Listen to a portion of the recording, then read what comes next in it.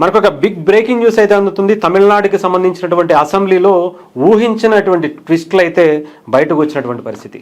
రీసెంట్గా మనందరికీ తెలుసు, తమిళనాడు టీవీకే పార్టీ విజయం సాధించింది, అత్యధిక సీట్లు సంపాదించింది. ఆ తర్వాత విజయ్కి మద్దతుగా వేరే పార్టీలు, కాంగ్రెస్ కావచ్చు, సిపిఐ కావచ్చు, వీసీకే పార్టీ కావచ్చు, వీటి మద్దతుతో ఆయన సీఎం పదవికి కూడా ప్రమాణ స్వీకారం చేసినటువంటి పరిస్థితి.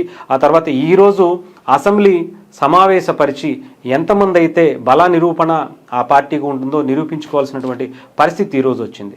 దీంట్లోనే అనూహ్యమైనటువంటి మెజారిటీని టీవీకే అధ్యక్షుడు విజయ్ సాధించినటువంటి పరిస్థితి ఉంది. అలాగే మొదటి రోజే తను తీసుకున్నటువంటి నిర్ణయాన్ని వెనక్కి తీసుకునేటువంటి పరిస్థితి ఆయనకు కూడా టీవీకే అధ్యక్షుడు తమిళనాడు ముఖ్యమంత్రి విజయ్కి వచ్చినటువంటి పరిస్థితి కూడా ఉంది. దీని గురించి వివరాల్లోకి వెళ్దాం. టీవీకేకి మనందరికీ తెలుసు, ఆ పార్టీ గెలుచుకున్నటువంటి 107 మంది ఎమ్మెల్యేలతో పాటు సిపిఐ, కాంగ్రెస్, వీసీకే పార్టీల మద్దతుతో ఆయన 120 మంది సభ్యులతో ఆయన గవర్నమెంట్ ఫామ్ చేశారు. ఇప్పుడు బల నిరూపణకి వాళ్ళు వస్తే సరిపోతుంది. బట్ ఆయన రీసెంట్గా తీసుకున్నటువంటి ఒక నిర్ణయం ఈ ఎవరైతే సపోర్ట్ ఇచ్చినటువంటి పార్టీలు తగ్గుతారేమో అనేటువంటి ఆలోచన చాలా క్లియర్గా కనిపించింది. అది కూడా ఏంటంటే ఓఎస్డి రాధా పండిట్ నియామకం.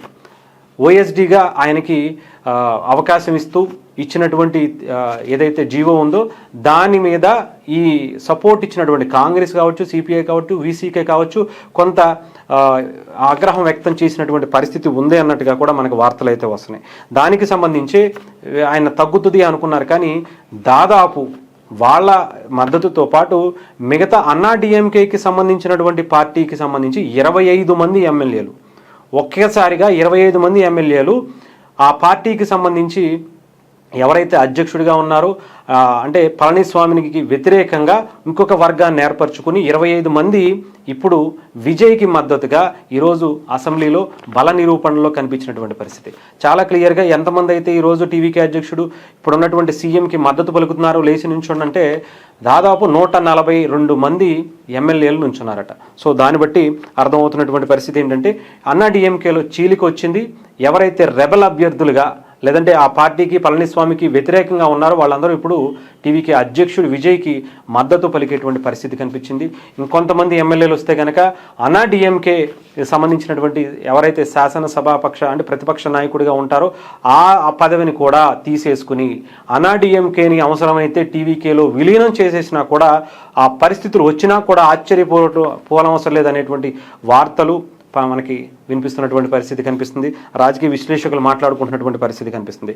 అంతేకాదు ఇంకొక వివాదం ఏంటంటే ఆయన తీసుకున్నటువంటి నిర్ణయం ఏదైతే ఉందో ఆయన మిత్రపక్షాలైనటువంటి కాంగ్రెస్కి, సిపిఐకి ఇవన్నీ కూడా ఆయన తీసుకున్నటువంటి మొదటి నిర్ణయం ఓఎస్డీగా రాధా పండిట్ని తీసుకోవటం, ఇది కొంత ఇబ్బందికర పరిస్థితి వచ్చినట్టుగా కూడా కనిపిస్తూ ఉంది. ముఖ్యంగా డిఎంకే దీని మీద స్టాలిన్ రీసెంట్గా మనం చూసాం, సనాతన ధర్మం మీద ఆయన విషం చిమ్ముతూ అసెంబ్లీ వేదికగా మాట్లాడినటువంటి మాటలు సనాతన ధర్మాన్ని తుదిముట్టించాలి అనేటువంటి ప్రకటన చేశారు.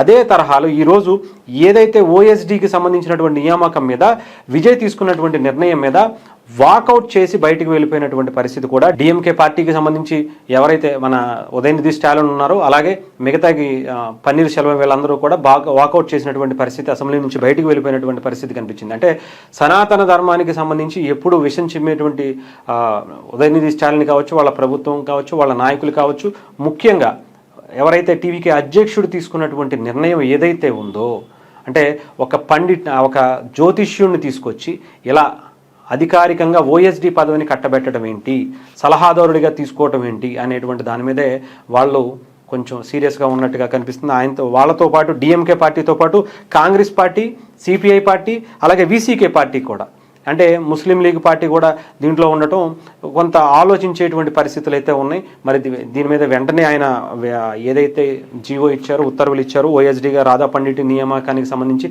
రద్దు చేసేటువంటి పరిస్థితులు ఉన్నాయి, చేస్తారు అనేటువంటిది కూడా బయటకు కనిపిస్తుంది. సో చూద్దాం.